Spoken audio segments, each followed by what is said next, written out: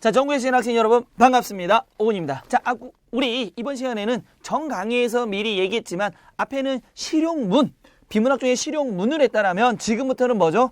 인문, 사회, 경제, 과학, 기술, 예술 이런 부분들을 합니다. 또 다시 얘기하지만 앞 강의에 비해서는 지문이 굉장히 길어집니다. 심하게는 한 3배 가까이 길어지고 있죠. 그러면 잘 생각해야 될 게 문제도 여기는 우리가 몇 번부터 봐야 되는지도 얘기해 봐야 되겠죠. 자, 1회 1교시 25번부터입니다.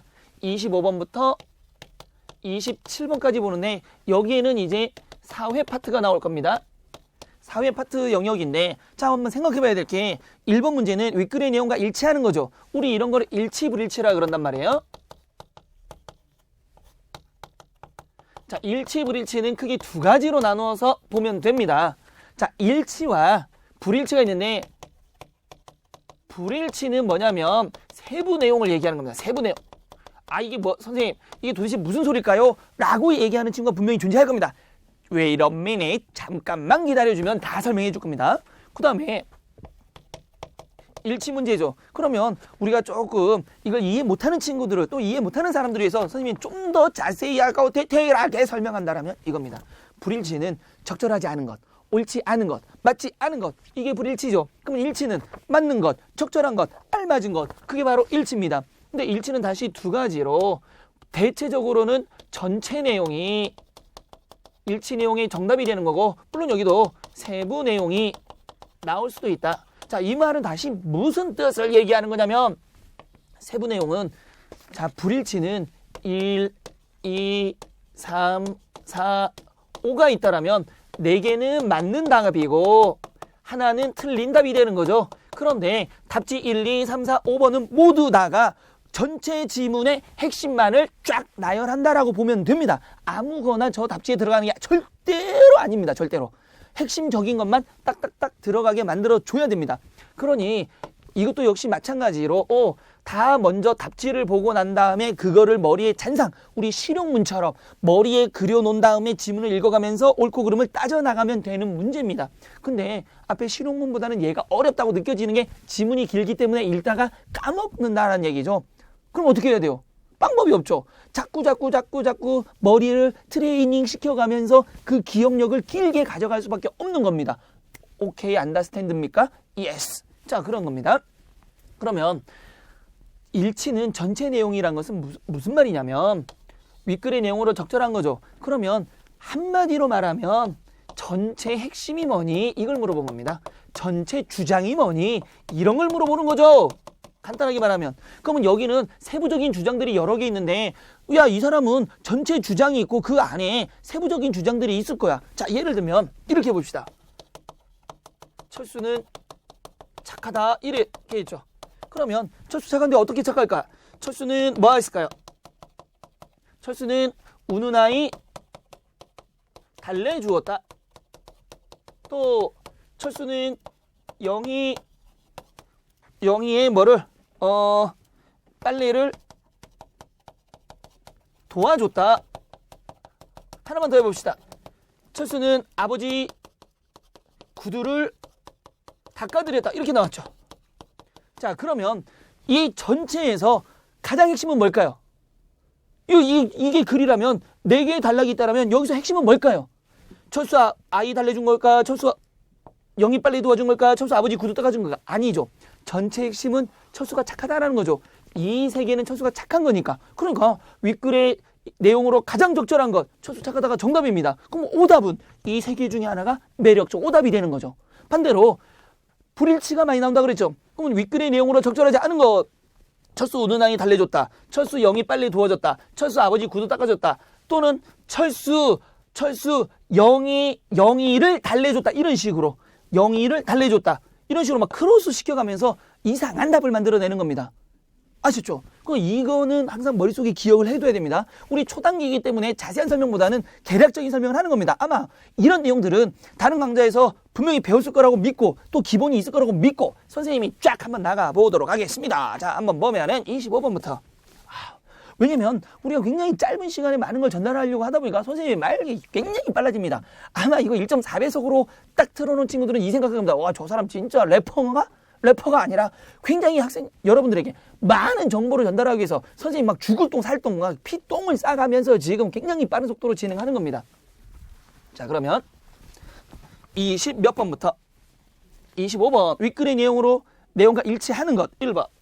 자, 어떤 내용이 있나 봅시다. 우리나라보다 우리나라 보다 동그라미. 보다가 나오면 앞에 내용과 뒤의 내용이 서로 뭐가 된다? 차이점이 생긴다. 그럼 우리나라보다 뒤에는 미국이 SNS 보급률이 높다.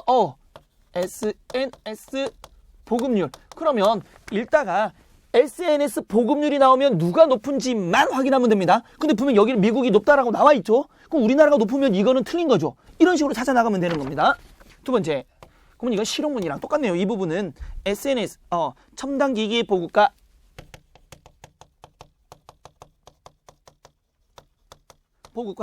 SNS 발전은 별개의 문제다. 상관이 없다. 그러면 SNS가 발전했는데 첨단 기기가 필요 없었냐? 또는 첨단 기기가 필요했었냐? 이걸 물어보는 거죠. 그럼 SNS가 지 혼자 발전했으면 얘가 뭐가 되는 거고 맞는 거고 SNS가 다른 기계 발달 때문에 발달됐다라면 이건 틀린 거죠. 세 번째, SNS는 영국 사회학자 반스에서 널리 전파되었다. 영국 사회학자 반스라는 사람만 나오면 됩니다. 반스에 의해서 뭐가 됐다? 전파되었다. 이 사람이 널리 퍼뜨렸냐? 이것만 찾으면 되는 거죠. 그러니까 우리 아까 실용문 할 때도 보면 이거 연습을 많이 했죠. 그러니까 이게 계속 익숙해진다라는 거예요. 그럼 잘 생각해 봅시다. 이거 간단하죠. 우리나라와 미국이 나왔는데 SNS 보급률이 누가 높으냐? 이 지문만 찾으면 되는 거고 SNS 발전은 기기랑 아무 상관이 없는 내용이 있냐만 보면 되는 거고 반스란 사람은 SNS를 전파하고 있냐? 이것만 보면 된다는 얘기잖아요. 자, 네 번째.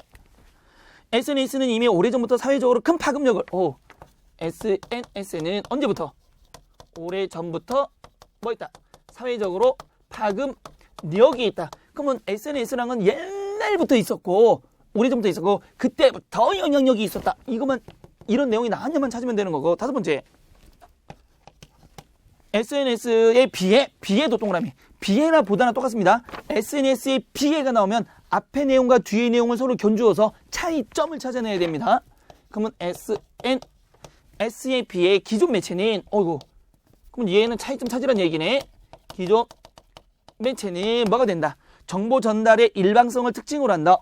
기존 SNS에 비해 기존 매체는 뭘 한다는 얘기죠? 전달의 일방성. 그러면 비해니까 반대로 여긴 안 나왔지만 추론해보면 SNS는 뭐가 쌍방향, 일방향이 아니라 쌍방향을 한다. 이렇게 되는 거죠. 물론 이 말은 안 나왔을 가능성이 높지만 자, 이렇게 보면 됩니다. 그럼 한번 봅시다. 빠르게 한번. 첫 번째 단락 핵심 한번 정리해 볼까요? 거기는 단락 구분이 안 돼 있죠. 그러면 선생님은 첫 번째 단락 이렇게 한번 얘기해서 소셜 네트워크 서비스 이하를 SNS라고 이거 뭐 소셜 네트워크 서비스네요. 사회적 영향력이 확대되고 있다. 그럼 SNS는 영향력이 뭐가 되고 있다? 지금 확대되고 있습니다. 이렇게 얘기했네요. 됐죠? 사람들은 SNS를 통해 지인들과 친분을 나눌 뿐만 아니라 새로운 인맥을 통해 구축하고 사회적 현상이나 정치적 문제를 공론하여 여론을 형성하기도 한다. 아이고야. 그러면 이게 바로 영향력이 뭐가 되고 있다? 확대되고 있다는 얘기죠. 혼자만의 문제가 아니라 지인, 친구 여러 사람과 공유하고 있으니까 서로 정보를 나눔과 동시에 그 정보를 바탕으로 전자상거래를 하기도 하고 금전이나 재능을 사회에 기부하고 각종 콘텐츠를 생성하여 공유하기도 한다. 그럼 SNS는 여러 사람과 모든 것을 여러 사람들과 공유를 하는구나. 이거 혼자만 하는 게 아니고 공유를 하고 있네요. 그럼 딱 느낌이 오죠. 공유를 하고 있다. 누가? SNS는 공유를 하고 있죠. 그러면 SNS는 공유하니까 나도 주고 너도 줘야 되는 거죠. 공유 자체가. 그런데 기존 매체는 일방성. 얘가 정답일 가능성이 굉장히 높죠. 지금 적절한 거. 일단 얘는 틀린 말은 아니니까 또 보자. 이외에 많은 기능을 하고 있는 SNS의 역할은 앞으로 더욱 다양화될 것이고 그 파급력 역시 더욱 커질 것이다. 그러면 SNS의 파급력은 어떻게 앞으로 더 커질 것이라고 얘기했죠. SNS는 오래전부터 파급력이 있었다. 에헤이, 이미 나왔네. 앞으로 더 커질 것이다. 근데 선생님 요거 좀만 더 봐야 될 것 같은데요. 아직 좀 헷갈린데요. 그래, 갑시다. 두 번째 단락. 소셜 네트워크는 1954년 영국 사회에서 반스, 우리 반스 찾았죠? 반스. 이 사람이 전파했냐 안 했냐만 따지면 되는 거예요. 반스에서 처음 사용된 개념. 전파가 아니라 반스가 처음 사용했다고 했네요. 전파가 아니라 처음 사용. 그럼 처음 만든 사람이지 전파한 사람이 아니네. 얘는 틀렸네. 아예 틀려버렸죠. 그는 이것을 종족, 민족, 가족, 동성들 간의 특정한 네트워크를 만드는 행위라고 정의했다. 아이고 처음 사용하고 정의한 사람이지 전파는 아니었네요. 그쵸? 소셜 네트워크의 개념을 바탕으로 한 사회 분석은 개인의 역량에 초점을 맞추기보다 개인보다 누구의? 사람들의 관계에 초점을 맞추고 있다. 누구? SNS는 누구보다? 개인보다 누구의? 사회의 뭐에? 사람들 간의 관계에 초점을 맞춘다. 관계에 초점을 맞춘다. 자, 이렇게 될 수밖에 없는 게, 자, SNS는 여러 사람이 공유해야 되니까 혼자만 하는 게 아니라 사람들 간의 관계, 서로 공유하다 보니까 사람들의 관계에 더 뭐하더라? 관심을 둘 수밖에 없더라. 예를 들어 동그라미 쳐봅시다. 예를 드니까 어떤 얘기만 나와야 돼요? 무조건 예시는 앞의 내용과 같아야 돼요, 달라야 돼요? 무조건 같아야 되는 거죠. 철수 착하다. 예를 들어 했어. 그럼 누구 얘기 나와야 되죠? 철수 얘기가 나오고 어떤 얘기가 나와야 돼요? 착한 어떤 얘기만 나와야 되죠. 그러니까 철수는 지나가는 할머니 짐에 올라탔다. 이러면 맞아야 틀려요. 틀리죠. 지나가는 할머니 짐에 올라타면 미친 거죠. 그거는. 그러니까 지나가는 할머니 짐을 들어줬다 이래야 되는 거죠. 그러니까 예를 들으니까 개인과 사람들 간의 관계 속에서 사람들의 관계를 우선시하는 답지가 나와야 된다는 얘기죠. 예를 들어 한 집단에서 누군가가 권력을 갖게 되는 것은 삐리리라는 것이다. 그러면 개인보다는 사람들의 관계를 중시한다라는 답지가 나와야 됩니다. 그게 몇 번 문제? 27번 문제. 자, 27번 문제. 윗글의 내용을 바탕으로 했을 때 가에 들어갈 말로 가장 적절한 것. 사람들 간의 관계를 굉장히 중요시하는 이야기가 무조건 나와야 되는 거죠. 그 답지. 1번 컴퓨터 활용.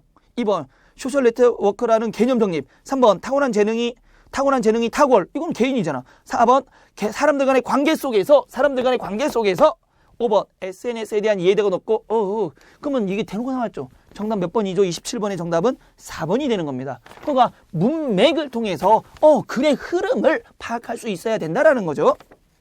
다시 넘어가서 이러한 소셜 네트워크의 개념을 바탕으로 이후에 만들어진 용어인 SNS는 소셜 네트워크의 구축과 구현을 온라인상에서 이루어주는 서비스라고 정의될 수 있을 것이다. 됐네요. 그러면 세 번째 문단의 핵심은 또 뭔가 봅시다.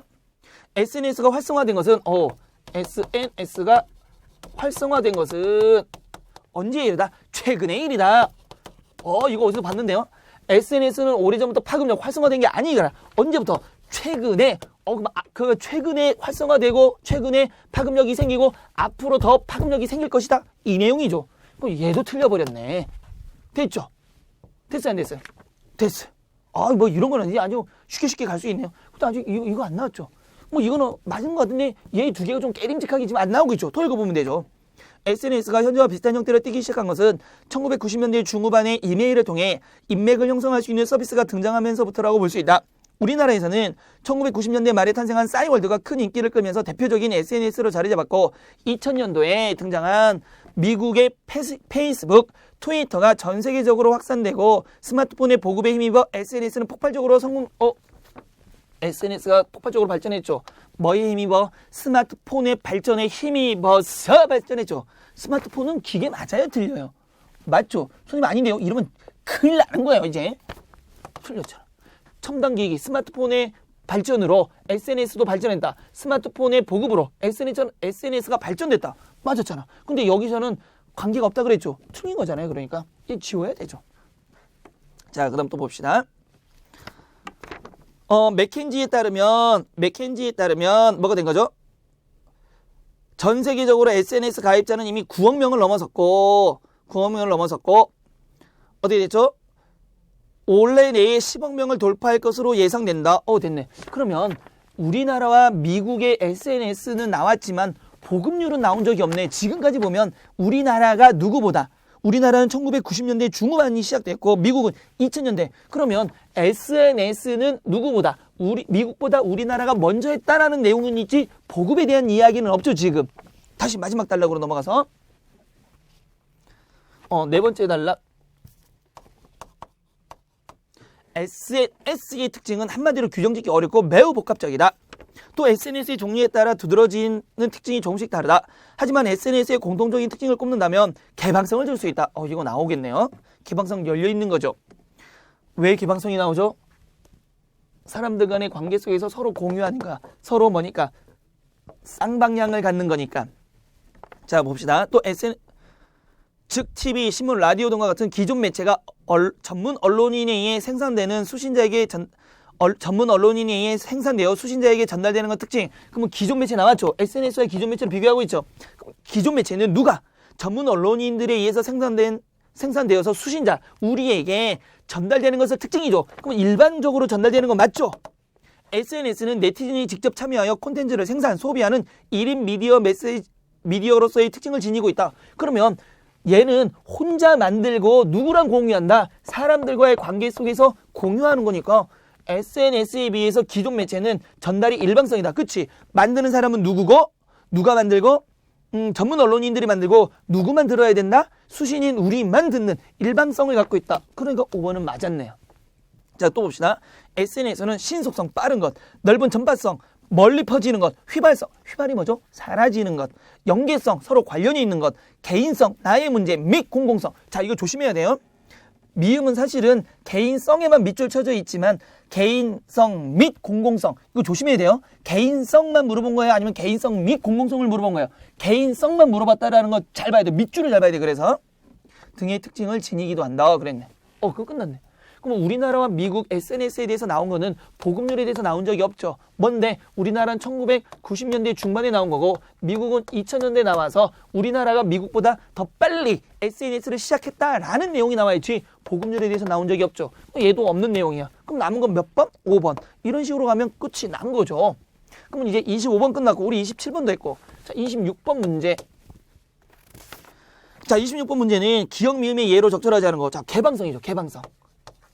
개방성이니까 뭐가 된다? 누구나 밑줄 누구나 이거죠. 자신의 미니홈피를 자유롭게 꾸밀 수 있다. 누구나 참여하는 거 개방성 맞죠? 1번은 문제가 없네요. 2번 니은은 신속성. 니은은 신속성. 어디다 밑줄 칠까요? 폭설이 내리자 재난 정보가 페이스북에 밑줄 실시간으로 업데이트. 실시간으로 업데이트. 바로 신속성 맞죠? 이것이 뭔가를 보니까 넓은 전파성. 자, 퍼지는데 멀리, 많이, 오래는 아니죠. 굉장히 범위가 넓어져야 되네.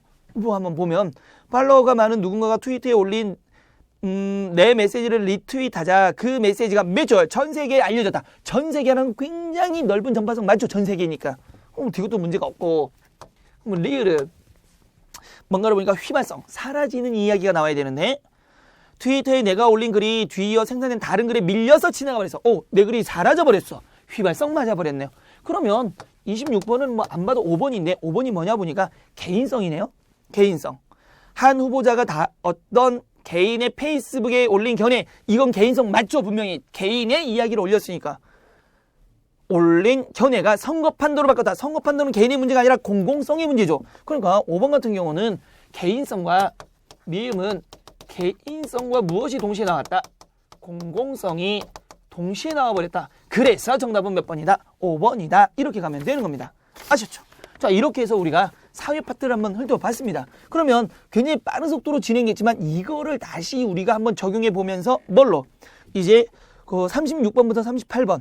자, 1회 1교시 36에서 38번에 나온 정치 파트도 한번 똑같은 방법으로 한번 진행을 해 보도록 하겠습니다.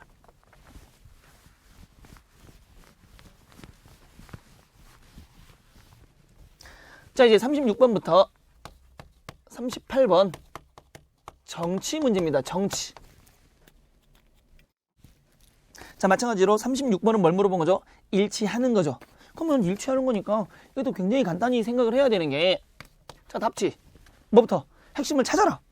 일본의 투표 연령. 아이고야. 일본 투표 연령은 언제더라? 우리나라와 같다. 그러면 일본의 투표 연령이 나왔을 텐데 그 연령과 우리나라의 연령이 같냐만 보면 되는 겁니다. 두 번째, 오스트리아 투표 연령은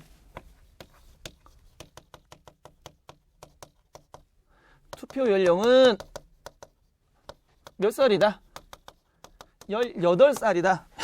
조심해야 됩니다. 이거 읽을 때 조심해야 돼요. 18살이다, 18살이다 이러면 안 돼요. 이거. 보통 우리 학교 다닐 때 선생님이 이거 뭐 잠깐 쉬어가는 의미에서 욕을 하고 싶은데 욕을 못할 때 뭐 합니까? 우리 수학적으로 욕을 하죠. 또는 사회학적으로 욕을 하죠. 한번 읽어볼래? 18, 막 이랬단 말이야. 그러면 이제 사회학을 할 때는, 야, 20세기가 있어. 또는 20세기는 이렇게 쓰죠. 이거 곱하기 2분의 1이 뭔지 아니? 10세기. 막 이렇게 얘기했단 말이죠. 또 따라하면 안 됩니다. 지금 저희가 욕을 한 게 아니라 수학을 가르쳐주고, 그 다음에 사회를 가르쳐준 거예요. 자, 20세기의 2분의 1이 뭐죠? 20세기 2분의 1이 뭐죠? 얘기해봐도 괜찮아요. 20세기 2분의 1. 우리 카메라 찍으시는 분 굉장히 사회를 잘 사는 사람이야. 세상을 잘 사는 사람이야. 여기서 10세기요 이랬으면 내가 그냥 당장 끄세요. 막 이랬을 텐데. 야, 저 피해 다니네. 조선시대에 살았으면 간신입니다. 굉장히 어떤 그 시대의 흐름을 잘 타면서 요리조리 빠져나가는 굉장히 장수할 뿐. 자, 어쨌든 웃자고 한 소리입니다. 그렇다고 집에 가서 아버지한테 아버지 29, 18요 이거 이러면 안 돼요. 집안에 풍비박산 납니다. 자, 그 다음에 세 번째는 세계에서 투표 연령이 가장 낮은 나라는 브라질이다. 세 번째, 브라질이 세상에서 투표 연령이 가장 낮다.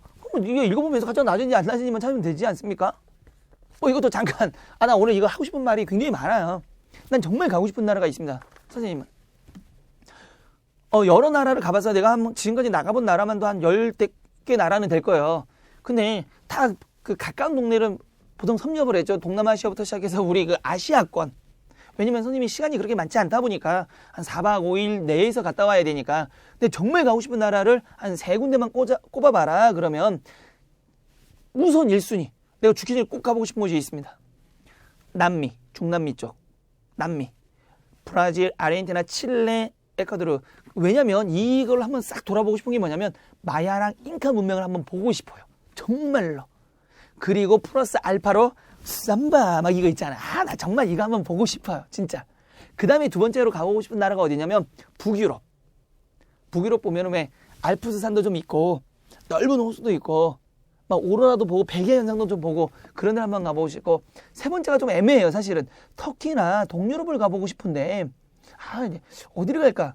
터키도 가볼 만하고 동유럽도 가볼 만한데 한번 정말 가고 싶은 나라는 이 세 군데. 그러니까 선생님을 가만히 보면 뭐 미국, 영국, 프랑스, 독일 뭐 이런 선진국들은 별로예요. 별로예요. 다 그런 쪽. 이 브라질 한번 꼭 가보고 싶은 나라 중에 하나입니다. 자, 네 번째.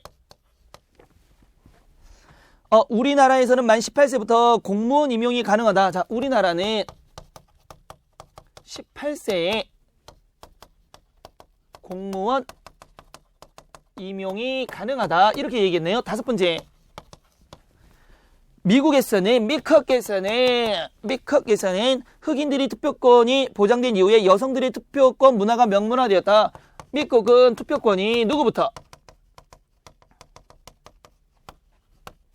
흑인 다음에 누구에게로 갔다?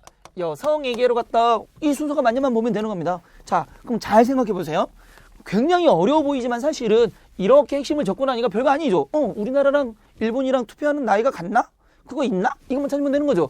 오스트리아는 18살에 투표하니? 이것만 찾으면 되는 거죠. 세 번째, 세상에서 가장 투표할 수 있는 연령이 낮은 나라가 브라질이야. 이것만 찾으면 되는 거죠. 그 다음에 우리나라의 공무원은 18살부터 할 수 있대. 이게 맞나만 보면 되는 거죠. 미국은 흑인 다음에 여자들이 투표했대. 이것만 찾으면 되는 거죠. 굉장히 쉽습니다. 그러니까 어렵게 지문을 다 읽고 이걸 읽으니까 자꾸 머릿속에 혼란이 오는 거예요. 분명 막 읽었어. 일본도 읽고 오스트리아도 읽었고 브라질도 읽고 우리나라, 미국 다 읽었어. 근데 나이가 막 여러 개가 나오니까 읽다가 잠깐 있어봐.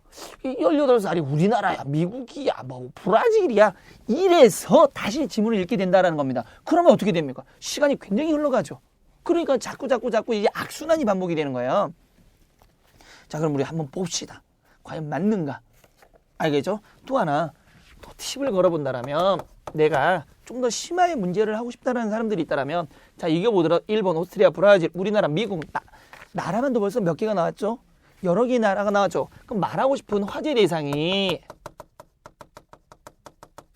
몇 가지 이상이 나오면 두 가지 이상이 나온다라면 여기 몇 가지죠? 일본 투표에 대해서도 말했을 거고 오스트리아 투표에 대해서도 말했을 거고 브라질 투표 연령에 대해서도 말했을 거고 우리나라 투표 연령도 말했죠. 그러면 미국도 투표가 어떻게 됐냐를 얘기했죠. 그러면 말하고 싶은 화제 대상이 나라들이 여러 개가 나눠지면 반드시 뭐가 나온다? 비교 대조의 글이다. 비교는 뭘 찾는 문제고 공통점을 찾는 문제고 대조는 차이점을 찾는 문제다. 그런데 분명한 거는 뭐에 대해서 차이점에 대해서 물어볼 가능성이 굉장히 높다. 그럼 윗글에서 글쓴이가 말하고 싶은 것은 공통점입니다. 뭐에 대해서 말하고 싶은 거죠? 모두 다 공통점으로 말하고 있는 게 뭐죠? 투표에 대해서 말하는 거죠. 투표에 대해서. 차이점은 연령이 다 차이가 나겠죠, 아무래도. 자, 그 다음에 오답을 만드는 방법은 예를 들면 철수는 오락실 가는 친구고 영희는 노래방 가는 친구고 바둑이는 얘 어디 갈까요? 장렬하게 인간을 위해서 식당을 갔어. 그쵸? 이랬을 때, 자, 적절하지 않은 것, 대상이 여러 개가 나왔죠, 지금. 이럴 때 오답을 만드는 방법은 굉장히 간단합니다. 철수는 어디만 가야 되는 친구인데, 오락실만 가야 되는 친구죠. 근데 철수는 노래방 갔다, 이런 식으로 답지를 만들어 버립니다. 그러면 지문만 읽고 아무 생각 없이 그냥 글만 읽은 사람들은 어떤 생각을 하죠? 철수 읽은 적이 있어. 노래방도 읽은 적이 있네? 근데 답지를 다 봐도 답이 없어. 뭐야? 이렇게 다시 시작이 된다는 얘기죠. 그럼 철수는 반드시 어디만 가야 된다? 오락실. 영희는 노래방. 바둑이는 식당. 그러면 우리가 오답을 다시 만들어 봅시다. 바둑이에 대해서 말하는데 오답은 어떻게 처리가 되죠? 바둑이가 노래방을 간다거나 바둑이가 오락실을 가면 오답이 되는 겁니다. 바둑이는 반드시 어디만 가야 되는데 식당만 가야 되는데. 아셨죠? 그러면 우리 빠른 속도로 한번 읽어가면서 과연 얘들이 나라와 나이가 장난을 하고 있나 한번 봅시다. 우리나라는 이제 대선을 앞두고 있다.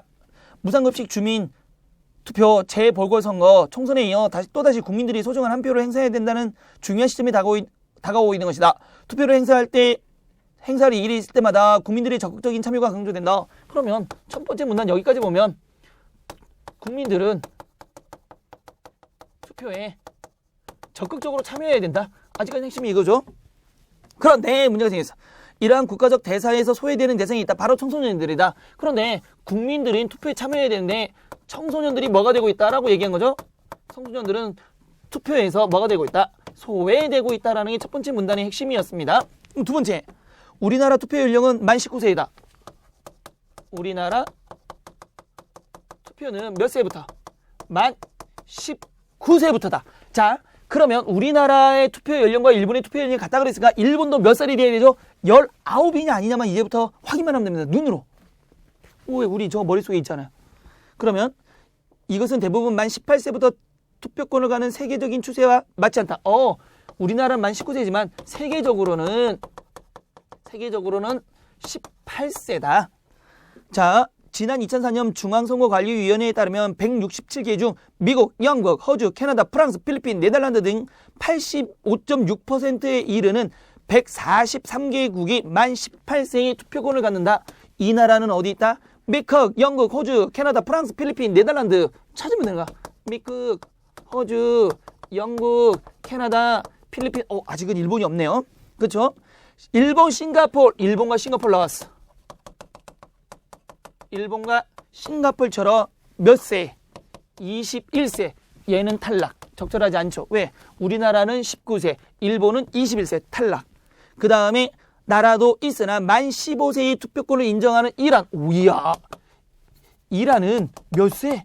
15세의 투표권을 인정하는데 살벌하네. 그러면 브라질은 투표율이 가장 낮다 그랬으니까 15세 이전에 해야 되는 거죠. 브라질만 빨리 찾으면 돼 이제. 이란을 비롯해 브라질은 만 16세. 아이고 나와버렸네.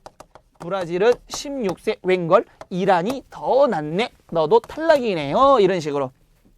됐죠? 근데 문제는 오스트리아 투표 연령이 18세라고 했죠. 근데 아까 세계적인 18세는 여기 있었어요? 없었어요? 없었단 말이에요. 근데 오스트리아가 없을 수도 있잖아요. 분명히 나올 겁니다. 인도네시아, 수단은 만 17세 투표 연령으로 기준으로 해서 오스트리아에는 나왔죠. 오스트리아는 2007년도에는 투표 연령을 몇 세에서 원래는 18살이었는데 2007년 이후에 16세로 낮췄죠. 이야, 이거 맞을 뻔했는데 틀렸네요. 그쵸? 지금은 몇 세니까? 16세니까. 바로 이런 겁니다. 이런 거. 또 봅시다. 세 번째. 그러면 여기는 두 번째 단락은 각 나라의 투표 연령이 나온 거죠. 투표 연령. 세 번째 핵심은 사실 차별 없는 투표권 행사가 가능해진 것은 그리 오래된 일이 아니다. 아이고, 차별 없는 투표권.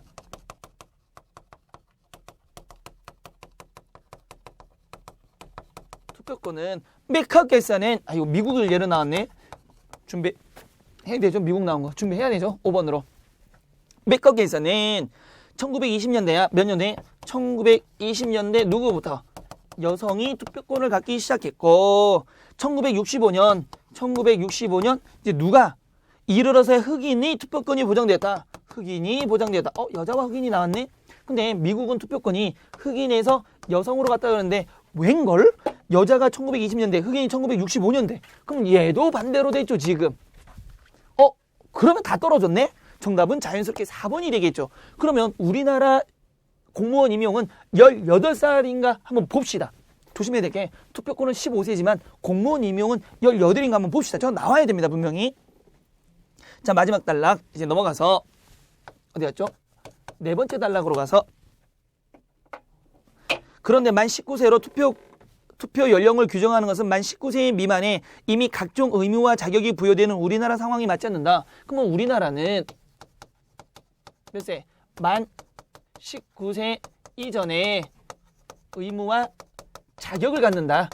그런데 투표권은 언제부터다? 만 19세부터더라. 이게 지금 문제가 생겼다는 얘기죠. 지금 의무와 자격은 이미 19세 이전에 다 생기는데 투표권은 그 다음에 나오더라. 그래서 즉 우리나라 주민등록 발급 연령은 만 17세. 그렇죠. 주민등록은 만 17세. 만 18세부터는 뭐가 된다? 납세와 병역의 의무, 공무원 임용 만 18세 나왔죠. 그거 맞잖아. 나왔잖아. 정답 4번이네요. 그 다음에 운전면허 취득 등의 의무와 자격이 주어진다. 이거 나왔죠. 그래서 괄호쳐 봅시다. 이제부터 만 18세가 되면 국민으로서 의무를 져야 함에도 불구하고 민주주의의 대표적 권리인 투표권이 부여되지 않는 것은 옳지 않다. 그럼 뭔데? 그럼 우리가 만 19세에 투표권을 갖는 것은 옳지 않다. 언제 하자? 18세에 하자. 왜? 권리와 의무가 있는 게 18세부터니까 그때부터 투표권을 갖자.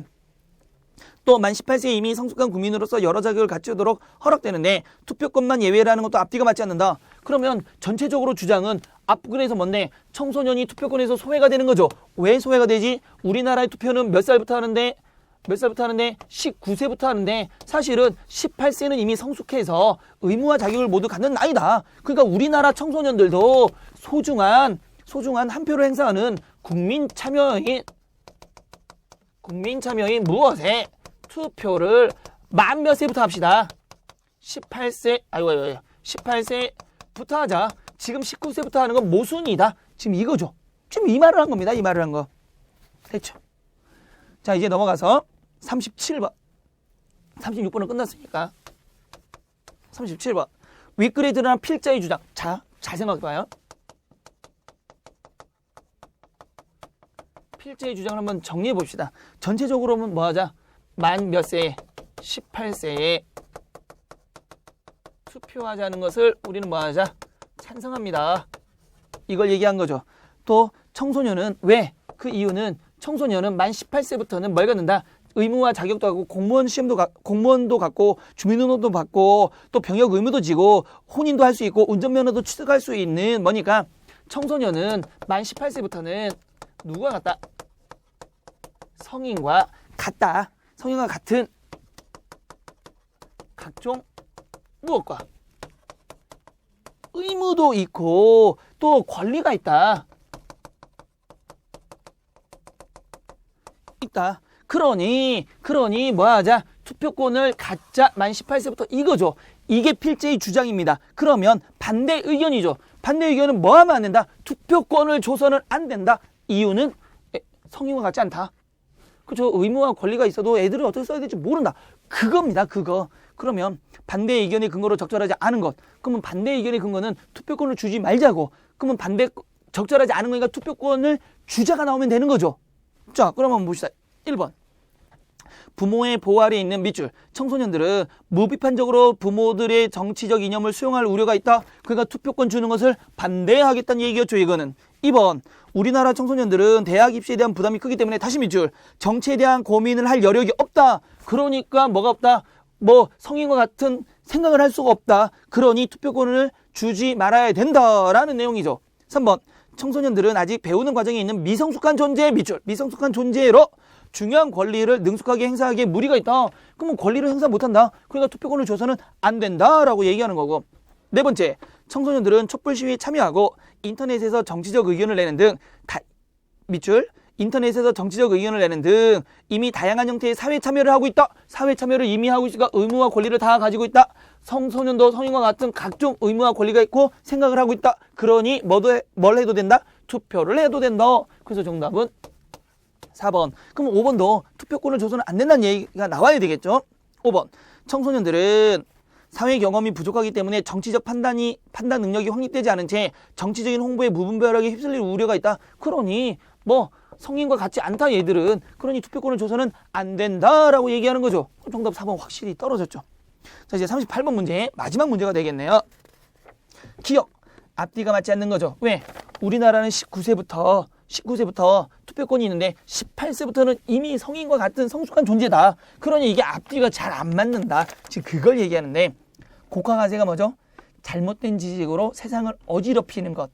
부안해동은 뭐죠? 줏대 없이 남의 주장을 따라가는 것. 그 다음에 어불성설은 뭐죠? 이치에 맞지 않는 말. 그 다음에 언강생심은 감히 그런 생각을 마음에 품지 않겠다 이런 얘기고, 언중유골은 말 속에 뼈가 있다 이런 뜻이니까 말이 앞뒤가 맞지 않다 몇 번이 되는 겁니까? 어불성설이 돼야 되는 거죠. 그래서 38번에는 정답이 3번이 돼야 된다. 자, 그러면 우리 지금 이 강좌를 통해서 선생님이 말하고 싶은 건 뭐냐면 역시 정리를 한번 해봅시다. 역시 이것도 지문이 있다. 그런데 저기다가 사실적 사고 윗글의 내용, 윗글의 내용에 대해서 물어보는 것들은 당연히 일치불일치 문제이기 때문에 뭐부터? 답지부터 확인하고 답지의 핵심을 정리하고 나서 지문을 읽어라. 그러면 한결 수월해진다. 그 다음에 나머지 부분들은 부분적인 사실에 대한 내용을 지속적으로 이야기해주고 있다. 그렇다 하더라도 이 부분적 사실도 지문에 대한 무엇만, 핵심만 정리가 제대로 된다라면 모든 것들은 쉽게 갈 수 있다라는 겁니다. 아셨죠? 자, 이 정도만 계속해서 연습을 해준다면 충분히 무리 없이 원하는 점수를 다 받을 수 있을 거라고 선생님은 생각합니다. 자, 이렇게 해서 우리가 이제 두 번째도 끝내고 이제 다음 강의는 이제 읽기의 마지막 문학 파트가 될 겁니다. 문학은 소설을 제외하고 먼저 시와 수필 부분을 좀 할 생각입니다. 그 또한 여러 시간이 걸리기 때문에 수필과 시를 통해서 그럼 문학은 또 어떻게 보느냐? 그럼 선생님 문학과 비문학은 또 같은가요? 물론 방법이 굉장히 비슷합니다. 그런 것들을 한번 찾아나가 보면서 또 매력적으로 점수 올리는 방법을 다시 한번 말씀드리겠습니다. 아셨죠? 자, 학생 여러분, 뭐 굉장히 빠르게 스피디하게 진행되는 수업을 선생님도 헛걱거리고 학생들도 헛걱거렸겠지만 그래도 굉장히 많은 걸 얻었을 겁니다. 자, 선생님 여기 만족하지 않고 다음 강의에서 좀 더 멋있고 활기찬 모습으로 다시 만나도록 하겠습니다. 자, 학생 여러분 고생하셨고 다음 강좌에서 다시 만나도록 합시다. 여러분 수고하셨습니다.